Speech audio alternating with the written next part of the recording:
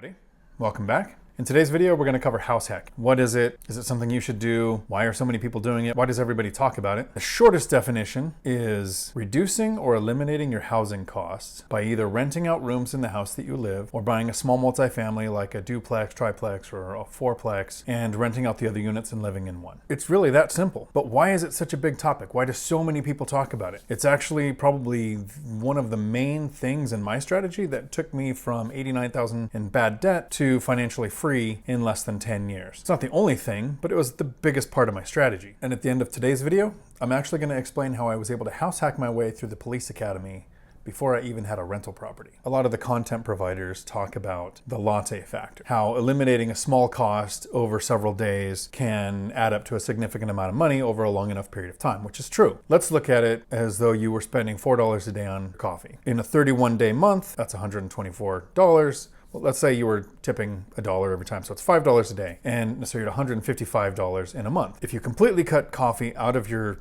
routine and you don't replace it with a soda or something else that costs money, in a month, $155 that you were going to spend. So let's flip your thinking. Most people focus on saving that small amount of money over time, and it does add up. But if you can look at your biggest expenses, most of us don't realize that almost everybody, at least living in the United States, your biggest four expenses are almost always the same. They might not be in the same order, depending on how much you're making. This can change and how you make your money. If you look at housing, taxes, transportation, and food, you can pretty much cover, that's the biggest expense that almost everybody has. Your coffee, your latte factor, is in the food budget, but your biggest one is usually taxes or housing. If you could find a way to reduce that housing cost, you have a much bigger impact. For instance, I was living in an apartment, paying about $1,500 a month, and I purchased a duplex. And when I moved into the duplex, the other side was rented out. They covered almost the whole mortgage, so my housing expense went from $1,500 a month down to $300 a month, increasing my savings rate by basically $1,200 per month.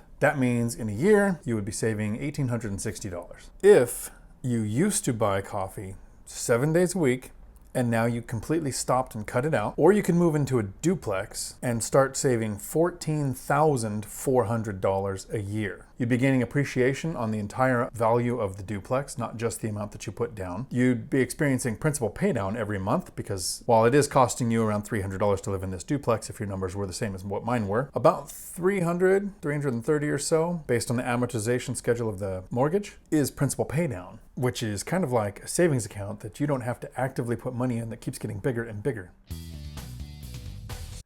So I hope I'm making it clear that house hacking is probably the one thing that you can do that has the biggest impact on your savings rate or on your path to financial independence. It also lowers your freedom number, that amount of money that you need coming in every month to be able to survive without a W-2 job. If you don't have housing costs, or if you lower your housing costs, it also lowers that freedom number, which makes you wonder why more people don't do it if it's that strong of a resource. Sometimes I get it. The first way that you can do house hacking that's probably the easiest is most people could just rent out rooms in their house and have those people pay rent that lowered your payment. Some people don't want roommates, or maybe you have kids and you don't want somebody living with them. I completely understand that. But you can also buy a small multifamily, like a duplex, triplex, or fourplex, move into one unit and rent out the others. And sometimes when I've mentioned this, people have said, well, I can't do that because I have kids. As if there aren't millions and millions of families living in apartments with kids. Except in this case, you're living in what is like an apartment, except you get to pick the neighbors. And even if you don't want to do that, there is houses with ADUs, or basically an auxiliary dwelling unit is what it's called. Some people call it a mother-in-law house. It's one property with two houses on it. You can live in a house just like anybody else buying a single family house, but you have another house to rent out. One of my properties is set up like this. It's a house, and the ADU is a duplex. So I have 3 units on one property.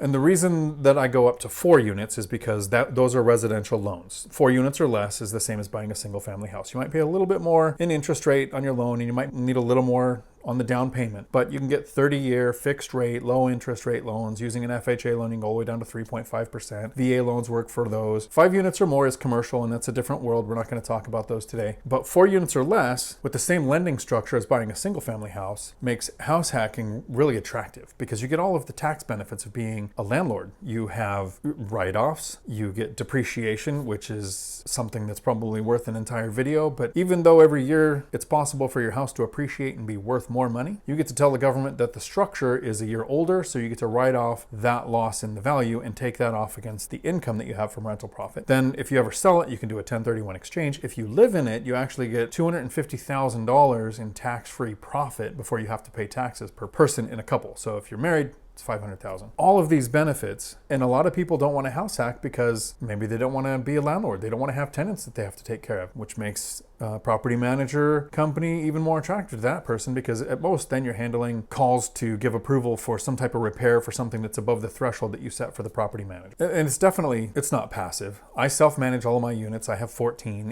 In 2019, I self-managed as well. I spent just under 20 hours managing my properties. I'm tallying up for 2020 now. It's looking like it's about 27 hours that I spent, and I log everything. That's every phone call, every email, every time that there's this one tenant that still pays with an actual written check. When it comes, I deposit it with an app with my phone. I track that. It takes about 5 minutes. Less than that, but that's how many I allot for it. 27 hours in a year to be completely financially independent and not need a job is a lot better than what I'm used to of 50 to 60 hours a week working a W-2 job. At the beginning of today's video, I said I would explain how I was able to house hack my way through the police academy. I was a single parent with 3 kids. The police academy here in Washington State is about 6 months long. It's, Monday through Friday, 8 to 12 hours a day with 5 hours or so of studying every night. And the police academy was almost an hour away from my house. I had an extra room in my house. I rented it at no charge to a young couple who lived there. In exchange, all they provided was free live-in daycare, so that if I was at the police academy and I just couldn't make it home that night and I needed to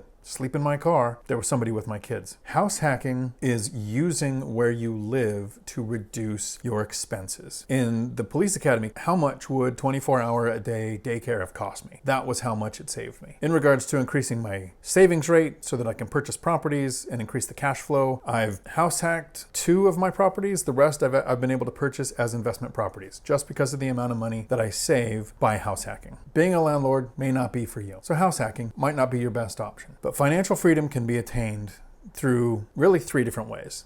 And I'm going to have a video on that. You can. But not today. And the basic premise is to make as much as you can, spend less than you make, and invest the difference until what you invest creates enough revenue for you to live on it. If you took anything away from this video, please hit like, hit subscribe, send this to one of your friends, share it with them so maybe they can learn from it. I really hope I made it worth your time logging in today. Until the next video, thanks for coming to my Dion Talk. We're sorry, the number you have dialed is not in service at this time.